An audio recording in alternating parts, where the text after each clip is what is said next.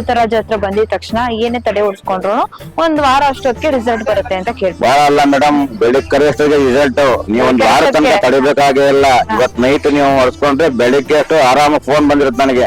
ಮಾನಸಿಕ ರೋಗ ಹಾಗೂ ಭೂತ ಪ್ರೇತ ಬಾಧೆಗಳಿಗೆ ಪರಿಹಾರ ಈ ಭೂತರಾಜ. ರಾಜಂಗೆ ಯಾವ ತರ ಪದ್ಧತಿ ಪೂಜೆ ನಡೆಯುತ್ತೆ, ಯಾವ ತರ ಆರಾಧನೆ ಮಾಡ್ಬೇಕು ಭಕ್ತಾದಿಗಳು.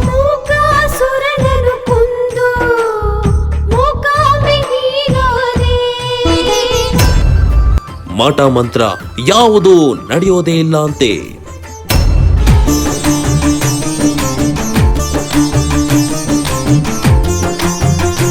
ಯಾವುದೇ ತರದ ಮಾಟ ಮಂತ್ರ ಆಗಿರ್ಬೋದು, ಯಾವುದೇ ದುಷ್ಟಶಕ್ತಿ ಕಲಹ ಇರ್ಬೋದು, ಅದರಿಂದ ದೂರ ಭೂತರಾಜ ತುಂಬಾನೇ ಹಿಟ್ ಮಾಡ್ತಾರೆ ಅನ್ನೋದು ಕೇಳ್ಪಟ್ಟಿದ್ವಿ.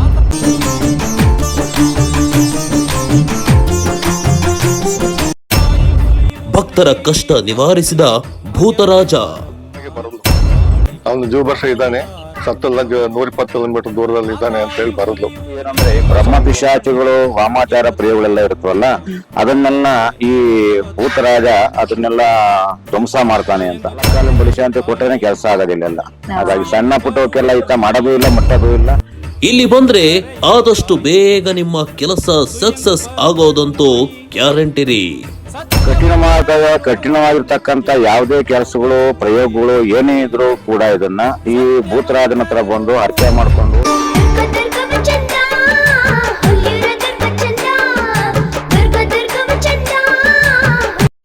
ಹೊಡ್ಸ್ಕೊಂಡು ನಿರಾಕರಿಸ್ಕೊಂಡು ಮಾಡ್ಕೊಂಡು ಹೋಯ್ತು ಅಂದ್ರೆ ಭಯ ಭೀತಿ ಯಾವುದೇ ರೀತಿ ಕೂಡ ರಿಲೇಷನ್ ಆಗ್ತಾ ಇರುತ್ತೆ. ಅದೆಲ್ಲ ಇಲ್ಲಿ ಬಂತು ಅಂತ ಅಂದ್ರೆ ಇಲ್ಲಿ ಪೂಜೆ ಮಾಡಿ ಸೇವೆ ಮಾಡ್ತು ಅಂದ್ರೆ ಇಲ್ಲಿ ನಿವಾರಣೆ ಆಗುತ್ತೆ.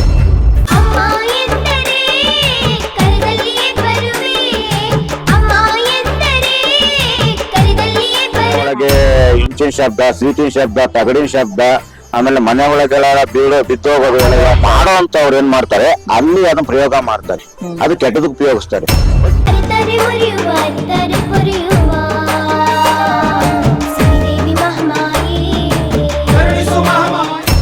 ನೀವು ನೋಡ್ತಾ ಇದ್ದೀರಾ V1 ಸುದ್ದಿ ವಾಹಿನಿ.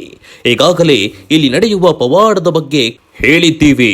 ಈಗ ಹೇಳಲು ಹೊರಟಿರುವ ವಿಚಾರ ತುಂಬಾನೇ ವಿಶೇಷವಾದಂತಹ ಭೂತರಾಜ ಯಾವ ತರ ಪವಾಡಗಳನ್ನ ಮಾಡುತ್ತಿದ್ದಾರೆ, ಯಾವ ತರಹದ ಸಮಸ್ಯೆಗೆ ಯಾವ ತರಹದ ವಿವಿಧ ಪೂಜೆಗಳು ಭೂತರಾಜನಿಗೆ ನಡೆಯುತ್ತೆ ಎಂಬುದು ಹೇಳುತ್ತಿದ್ದೇವೆ. ನೀವು ಇಲ್ಲಿರುವ ಭೂತರಾಜನಿಗೆ ಪೂಜೆ ಹಾಗೂ ಅವರಿಗೆ ಎಡೆ ಸೇವೆ ಮಾಡಿದರೆ ಸಾಕು, ನೀವು ಮನೆಗೆ ಹೋಗುವಷ್ಟರಲ್ಲಿ ನಿಮ್ಮ ಕೆಲಸ ಆಗುತ್ತೆ. ಒಂದೇ ಒಂದು ಸಾರಿ ಕ್ಷೇತ್ರಕ್ಕೆ ಭೇಟಿ ಕೊಟ್ಟು ಭೂತರಾಜನ ಕೈ ಮುಗಿಯಿರಿ ಸಾಕು. ಪ್ರತಿ ಅಮಾವಾಸ್ಯೆ ಹುಣ್ಣಿಮೆ ದಿನದಂದು ಭೂತರಾಜನ ಮುಂದೆ ವಿಶೇಷ ತಡೆ ನಡೆಯುತ್ತೆ. ನೀವು ತಡೆ ಹೊಡೆಸಿದ್ದೇ ಆದರೆ ನಿಮ್ಮೆಲ್ಲ ದುಷ್ಟ ದೋಷ ಕೆಲಸಗಳಲ್ಲಿ ವಿಳಂಬ, ಗಂಡ ಹೆಂಡತಿ ಜಗಳ, ಕೋರ್ಟ್ ಕೇಸ್ ಸಂಬಂಧಪಟ್ಟಂತೆ ಇನ್ನು ಅನೇಕ ಸಮಸ್ಯೆಗಳಿಂದ ನಿಮಗೆ ಇಲ್ಲಿ ಮುಕ್ತಿ ಸಿಗುತ್ತೆ. ಪ್ರತಿ ಮಂಗಳವಾರ, ಶುಕ್ರವಾರ ತಾಯಿಯ ಆದಿಶಕ್ತಿ ಚೌಡೇಶ್ವರಿ ಅಮ್ಮನವರ ಬರವಣಿಗೆ ಇರುತ್ತದೆ. ಬರವಣಿಗೆ ಮುಖಾಂತರ ನಿಮಗೆಲ್ಲ ಕಷ್ಟಗಳಿಗೆ ಇಲ್ಲಿ ಮುಕ್ತಿ ಸಿಗೋದಂತೂ ಗ್ಯಾರಂಟಿ ರೀ. ಇನ್ನು ಹೆಚ್ಚಿನ ಮಾಹಿತಿಗಾಗಿ ಇಲ್ಲಿ ಕಾಣುತ್ತಿರುವ ನಂಬರ್ ಅನ್ನ ಸಂಪರ್ಕಿಸಿ. ನನ್ನ ಹೆಸರು ಬಸವರಾಜು ಅಂತ ಹೇಳಿ, ಇಲ್ಲಿ ಪಕ್ಕದಹಳ್ಳಿ ಕಚ್ಚೇನಹಳ್ಳಿ ಅಂತ ಹೇಳಿ. ನಾನು 14-15 ವರ್ಷದಿಂದ ಅಲ್ಲಿ ಅಮ್ಮನವರ ಸೇವೆ ಮಾಡ್ತಾ ಇದ್ದೀನಿ. ಪವಾಡ ಆಗಿದೆ ಮೇಡಮ್. ನನ್ನ ಕೊರೋನಾಗೆ ಆಸ್ಪತ್ರೆಯಲ್ಲಿ ಅಡ್ಮಿಟ್ ಆಗಿದೆ.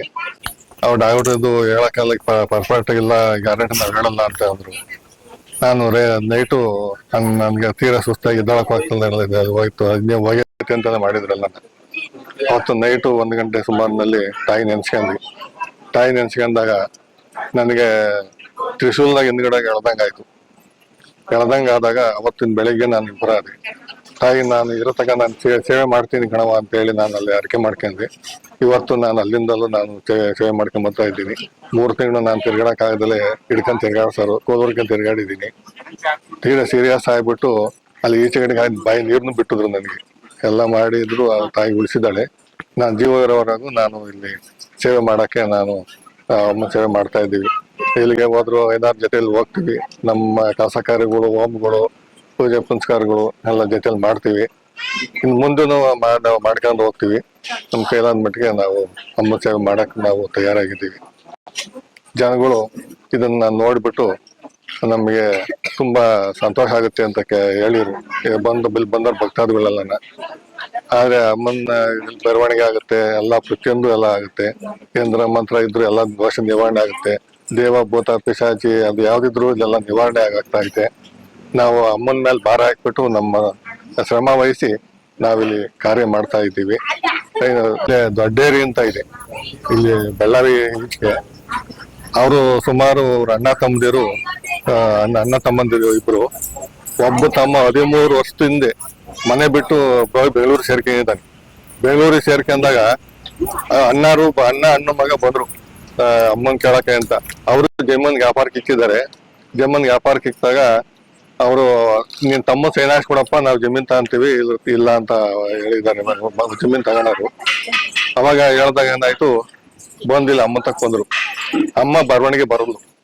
ಅವನು ಜೀವ ಇದ್ದಾನೆ, ಸತ್ತಲ್ಲ, 120 ಕಿಲೋಮೀಟರ್ ದೂರದಲ್ಲಿ ಇದ್ದಾನೆ ಅಂತ ಹೇಳಿ ಬರದ್ಲು. ಸ್ವಾಮಿಗಳು ನಾವು ದೇವ್ರು ಹಿಡ್ದದ್ದು ಬರದ್ಲು. ಅವಾಗ ನಮ್ಗೆ ಇದು ಬರ್ತಾನ ಹೆಂಗೆ ಅಂತ ಹೇಳಿ ಕೇಳಿರು. ಅವನ ಹೆಸರು ಬರೆದ್ಬಿಟ್ಟು ತ್ರಿಶೂಲ್ಕೆ ನಿಂಬೆಹಣ್ಣು ಸುಚ್ಚಿ ಹೋಗು, ಇನ್ನೊಂದು ವಾರದೊಳಗಾಗು ಅವ್ನು ಕುರು ಕೊಡ್ತಾನೆ ಅಂತ ಹೇಳಿ ಹೇಳಿ ಅಮ್ಮ. ಅವಾಗ ನಿಂಬೆಹಣ್ಣು ಸುಚ್ಚಿ ಹೋದ್ರು. ಶುಕ್ರವಾರ ಇಲ್ಲಿ ಬಂದಿದ್ರು. ಮುಂದಿನ 1 ವಾರಕ್ಕೆ 7 ದಿವಸಕ್ಕೆ ಶನಿವಾರ ಬರುತ್ತಲ್ಲ, ಶನಿವಾರ ಸಾಯಂಕಾಲ ನೈಟ್ 4 ಗಂಟೆಗೆ ಅವರೇ ಹುಡುಗ 13 ವರ್ಷದಿಂದ ಮಾತಾಡ್ದನು, ಫೋನ್ ಕನೆಕ್ಟ್ ಇಲ್ದಾನು. 13 ವರ್ಷ ಆದ್ಮೇಲೆ ಅವ್ರ ಅಣ್ಣ ಫೋನ್ ಮಾಡಿದಾನು. ಅಣ್ಣ ಎಲ್ಲಿದ್ಯಾ ನೀನು, ಇದು ಏನ್ ಮಾಡ್ತಾ ಇದ್ಯಾ ಅಂತ. ಇವನಿಗೆ ಸಂತೋಷ ಆಗ್ಬಿಟ್ಟೈತೆ. 13 ವರ್ಷದಿಂದ ನಾನು ತಮ್ಮಿಲ್ ಬಂದು ಮಾತಾಡಿದ್ನಲ್ಲ ಅಂತ ಹೇಳಿ. ಅವಾಗ ಬಂದು ಸೈನ್ ಹಾಕ್ಬಿಟ್ಟಿದ್ದಾನೆ. ಅವನು ಸ್ವಲ್ಪ ದುಡ್ಡು ಇಸ್ಕೊಂಡಿದ್ದಾನೆ. V1 ಸುದ್ದಿವಾಹಿನಿಗೆ ನಿಮ್ಮೆಲ್ಲರಿಗೂ ಸ್ವಾಗತ ಹೇಳ್ತಾ, ನಾವು ಭೂತರಾಜ ಬಗ್ಗೆ ಈಗಾಗ್ಲೇ ಒಂದಷ್ಟು ಮಾಹಿತಿ ಕೊಟ್ಟಿದ್ವಿ. ನಮ್ ಗುರುಗಳು ಹೇಳಿದ್ರು, ಆದ್ರೆ ಕಂಪ್ಲೀಟ್ ಆಗಿ ತಿಳಿಸಿರ್ಲಿಲ್ಲ ಭೂತರಾಜಂಗೆ ಯಾವ ತರ ಪದ್ಧತಿ ಪೂಜೆ ನಡೆಯುತ್ತೆ, ಯಾವ ತರ ಆರಾಧನೆ ಮಾಡ್ಬೇಕು ಭಕ್ತಾದಿಗಳು ಅನ್ನೋದ್ರ ಬಗ್ಗೆ ತಿಳಿಸಿರ್ಲಿಲ್ಲ. ಈಗ ಕೇಳೋಣ ಬನ್ನಿ. ಗುರುಗಳೇ ನಮಸ್ತೆ. ನಮಸ್ತೆ. ಗುರುಗಳೇ, ಲಾಸ್ಟ್ ಟೈಮ್ ನೀವು ಭೂತರಾಜದ ಬಗ್ಗೆ ಒಂದ್ ಸ್ವಲ್ಪ ಮಾಹಿತಿ ಕೊಟ್ಟಿದ್ರಿ, ಸಂಪೂರ್ಣವಾಗಿ ಕೊಟ್ಟಿರ್ಲಿಲ್ಲ. ಭೂತರಾಜ ಅಂದ್ರೆ ಯಾವುದೇ ತರದ ಮಾಟ ಮಂತ್ರ ಆಗಿರ್ಬೋದು, ಯಾವುದೇ ದುಷ್ಟಶಕ್ತಿ ಕಲಹ ಇರ್ಬೋದು, ಅದರಿಂದ ದೂರ ಇರ್ಬೇಕು ಅಂತಂದ್ರೆ ಭೂತರಾಜ ತುಂಬಾನೇ ಹೆಲ್ಪ್ ಮಾಡ್ತಾರೆ ಅನ್ನೋದು ಕೇಳ್ಪಟ್ಟಿದ್ದೀನಿ. ನಿಮ್ಮ ಅನಿಸಿಕೆ? ನಮಸ್ತೆ. ಭೂತರಾಜ ಮತ್ತೆ ಇಲ್ಲಿ ದೂತರಾಜ, ಮೊದಲು ದೂತ ಅಂತಂದ್ರೆ ತಾಯಿ ಬಂಟ ಅಂತ ಹೇಳಿ ಅಂತ ಗೊತ್ತಾಯ್ತಾ. ಆಮೇಲೆ ಭೂತರಾಜ ಮೂಲ ಹೆಸರು. ಇಲ್ಲಿ ದೂತರಾಜ ಅಂತ ಹೇಳಿ. ಇಲ್ಲಿ ಏನಂದ್ರೆ ಬ್ರಹ್ಮ ಪಿಶಾಚಿಗಳು ವಾಮಾಚಾರ ಪ್ರಿಯಗಳೆಲ್ಲ ಇರುತ್ತವಲ್ಲ, ಅದನ್ನೆಲ್ಲ ಈ ಭೂತರಾಜ ಅದನ್ನೆಲ್ಲ ಧ್ವಂಸ ಮಾಡ್ತಾನೆ ಅಂತ. ಇವೆಲ್ಲ ಏನು ಅಂತಂದ್ರೆ ಈ ಸಣ್ಣ ಪುಟ್ಟ ಎಲ್ಲ ಇಲ್ಲಿ ಬಲಿಶಾಂತಿ ಕೊಟ್ಟೆ ಇವತ್ತಿಗೆ 4 ಕಾಲಿನ ಬಲಿಶಾಂತಿ ಕೊಟ್ಟೇನೆ ಕೆಲಸ ಆಗೋದಿಲ್ಲ ಎಲ್ಲ. ಹಾಗಾಗಿ ಸಣ್ಣ ಪುಟ್ಟವಕ್ಕೆಲ್ಲ ಈತ ಮಾಡೋದು ಇಲ್ಲ, ಮುಟ್ಟೋದು ಇಲ್ಲ, ನೋಡೋದು ಇಲ್ಲ.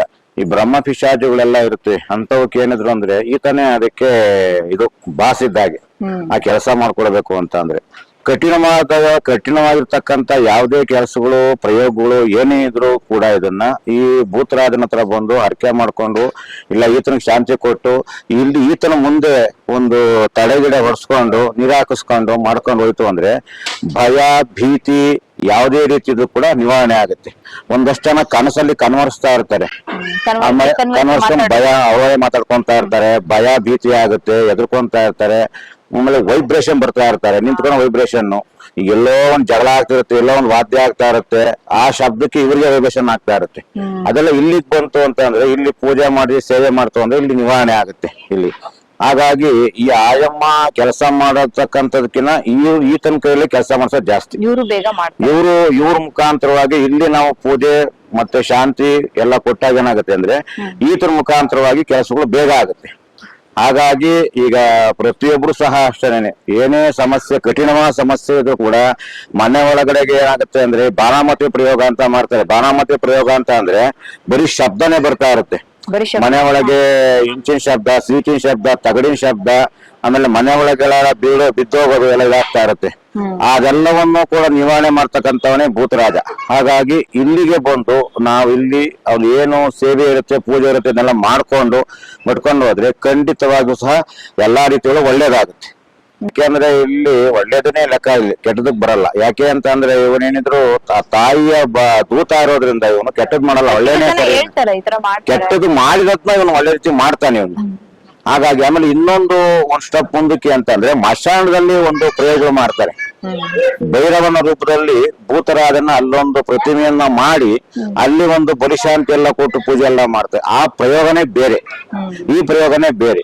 ಅಲ್ಲಿ ಮಶಾನದಲ್ಲೂ ಸಹ ಅಲ್ಲಿ ಏನ್ ಮಾಡ್ತಾರೆ, ಅಲ್ಲಿ ಮಶಾನದ ಒಂದು ಬೂದಿ ಮಣ್ಣು ಅಲ್ಲಿ ಇಜುರು ಎಲ್ಲ ತಗೊಂಡು ಅಲ್ಲಿ ಒಂದು ಗೊಂಬೆ ಮಾಡ್ತಾರೆ. ಇದೇ ರೀತಿ ಗೊಂಬೆ ಮಾಡಿ ಅಲ್ಲಿ ವಾಮಾಚಾರ ಮಾಡೋ ಅಂತವ್ರು ಏನ್ ಮಾಡ್ತಾರೆ, ಅಲ್ಲಿ ಅದನ್ನ ಪ್ರಯೋಗ ಮಾಡ್ತಾರೆ. ಅದು ಕೆಟ್ಟದಕ್ಕೆ ಉಪಯೋಗಿಸ್ತಾರೆ. ಬಟ್ ಇಲ್ಲಿ ಏನು ಅಂತ ಅಂದ್ರೆ, ಇಲ್ಲಿ ಏನೇ ನಾವು ಆ ತರ ಏನೇ ಪ್ರಯೋಗ ಮಾಡಿದ್ರು ಸಹ ಇಲ್ಲಿ ಈತನ ಮುಂದೆ ಬಂದು ನಾವು ಏನೇ ಕೆಲಸ ಮಾಡ್ಕೊಂಡು ನಿವಾರಣೆ ಮಾಡ್ತಾನಿತ. ಹಾಗಾಗಿ ಇವನು ಎಲ್ಲಾ ಶಕ್ತಿಗಳಿಗಿನ್ನ ಇವನು ಬಲಿಷ್ಠನಾದಂತಹ ಭೂತರಾಜ ಅಂತ ಅಂದ್ರೆ. ಮತ್ ನಾನು ಇನ್ನೊಂದ್ ಕೇಳ್ಪಟ್ಟೆ, ಇಲ್ಲಿ ಬಂದಿದ ತಕ್ಷಣ ಭೂತರಾಜ ಹತ್ರ ಬಂದಿದ ತಕ್ಷಣ ಏನೇ ತಡೆ ಓಡಿಸ್ಕೊಂಡ್ರು 1 ವಾರ ಅಷ್ಟೊತ್ತಿಗೆ ರಿಸಲ್ಟ್ ಬರುತ್ತೆ ಅಂತ ಕೇಳ್ಪಟ್ಟೆ. ವಾರ ಅಲ್ಲ ಮೇಡಮ್, ಬೆಳಿಗ್ಗೆ ಅಷ್ಟೊತ್ತಿಗೆ ರಿಸಲ್ಟ್. ನೀವು ಒಂದ್ ವಾರ ತನಕ ತಡಿಬೇಕಾಗೇ ಇಲ್ಲ. ಇವತ್ ನೈಟ್ ನೀವು ಹೊಡ್ಸ್ಕೊಂಡ್ರೆ ಬೆಳಿಗ್ಗೆ ಅಷ್ಟು ಆರಾಮಾಗಿ ಫೋನ್ ಬಂದಿರುತ್ತೆ ನನಗೆ, ಸರ್ ನಿವಾರಣೆ ಆಗಿದೆ ಇದಾಗಿದೆ ಅಂತ ಹೇಳಿ ಅಂತ. ವಾರಗಟ್ಲೆ ಕಾಯೋಗೇ ಇಲ್ಲ ಇಲ್ಲಿ, ಗೊತ್ತಾಯ್ತಾ? ಅಷ್ಟೇ ಒಂದೇ ದಿನಕ್ಕೆ. ಇಲ್ಲಿ ಏನು ಅಂದ್ರೆ ಈತನಿಗೆ ಜಾಸ್ತಿ 4 ಕಾಲಿನ ಬಲಿಶಾಂತಿ ಕೊಟ್ರೆ ನಾನು ಮಾಡಿದ್ರೆ ಮಾಡಲ್ಲ ಅಂತಾರೆ. ಸಣ್ಣ ಕೊಟ್ಟ ಇವ್ರು ಬಲಿ, ಇವ್ರು ಕೊಡು ಅವ್ರು ಬಲಿ ಹಾಕ್ತೀನಿ ಅಂತಾರೆ. ಆ ರೀತಿಯಾಗಿ ಯಾವುದೇ ಸಮಸ್ಯೆ ಇದ್ರು ಕೂಡ ಇದನ್ನ ಬೇಗ ಬಗೆಹರಿಸ್ಕೊಡ್ತಾರೆ ಇಲ್ಲಿ. ಮತ್ ಇನ್ನೊಂದು ಕೇಳ್ಪಟ್ಟೆ, ಭೂತರಾಜ ಅಂದಿದ ತಕ್ಷಣ ಎಷ್ಟೋ ಜನ ಆರಾಧನೆ ಮಾಡ್ತಾರೆ, ಅವ್ರನ್ನ ಪೂಜಿಸ್ತಾರೆ. ಯಾವ್ದಕ್ಕೋಸ್ಕರ ಅದನ್ನ ಮಾಡ್ತಾರೆ? ಭೂತರಾಜನ್ನ ಆರಾಧನೆ ಅಂತ ಅಂದ್ರೆ ಈಗ ಹೆಚ್ಚಾಗಿ ಇದನ್ನ ಈ ಜಮೀನುಗಳಲ್ಲಿ ಇದ್ ಮಾಡ್ತಾರೆ. ಜಮೀನ್ ಕಾಯೋದಕ್ಕೆ, ಜಮೀನಲ್ಲಿ ಸಂರಕ್ಷಣೆಗೆ, ಬೆಳೆ ನಾಶ ಆಗೋದಕ್ಕೆ, ಶತ್ರುಗಳಿಂದ ಅದನ್ನ ಕಾಪಾಡೋಕ್ಕೋಸ್ಕರವಾಗಿ ಅಲ್ಲೊಂದು ಕಲ್ಲಿನ ತಗೊಂಬಂದ ಕಲ್ಲಿನ ರೂಪದಲ್ಲಿ ಅದಕ್ಕೂ ಶಾಂತಿ ಕೊಡ್ಕೊಂಡು ವರ್ಷಕ್ಕೊಂದ್ಸಲಿ ಆ ಜಮೀನಿಗೆಲ್ಲ ಒಂದು ಅನ್ನವನ್ನ ಮೊಸರನ್ನ ಹೆರ್ಚ್ಕೊಂಡು ಮಾಡ್ಕೊಂಡು ಆ ರಕ್ಷಣೆಗೋಸ್ಕರವಾಗಿ ಭೂತರಾಜನ ಪೂಜೆ ಮಾಡ್ಕೊಂತಾರೆ. ಎಷ್ಟೋ ಜನ ಜಮೀನಲ್ಲಿ ಭೂತರಾಜನ ಫೋಟೋ ಇಟ್ಕೊಂಡಿರ್ತಾರೆ. ಹಾಗಾಗಿ ಮತ್ತೆ ಅಲ್ಲಿ ಒಂದು ಕಲ್ಲಿನ ರೀತಿ ಒಳಗೆ ಪೂಜೆ ಮಾಡ್ತಾರೆ. ಗುಂಡ್ ಕಲ್ಲು ತಗೋತಾರೆ, ಬೆಟ್ಟಗಳಲ್ಲಿ ಹೋಗಿ ಒಂದು ಕಲ್ಲು ತಗೊಂಬಂದು ಅದ್ರ ಸಿದ್ಧಿ ಎಲ್ಲ ಮಾಡಿಸಿ ಪ್ರತಿಷ್ಠಾಪನೆ ಮಾಡಿಸಿ ಅದನ್ನ ರಕ್ಷಣೆ ಮಾಡ್ಲಿ, ಭೂಮಿ ಜಮೀನು ತೋಟ ಅಂತ ಹೇಳಿ ಆ ರೀತಿ ಒಳಗೂ ಮಾಡ್ತಾರೆ. ಹಾಗಾಗಿ ಒಳ್ಳೆ ರೀತಿ ಒಳಗೆ ಅದನ್ನ ಉಪಯೋಗಿಸ್ಕೊಂತ ಹೋಗ್ಬೇಕು, ಕೆಟ್ಟ ರೀತಿಯಲ್ಲಿ ಉಪಯೋಗಿಸ್ಕೊಳ್ಳಲ್ಲ ಇದನ್ನ. ಹಾಗಾಗಿ ಇಷ್ಟೆಲ್ಲ ಮಾಹಿತಿ ನೀಡಿದ್ದೇನೆ. ನಮಸ್ಕಾರ.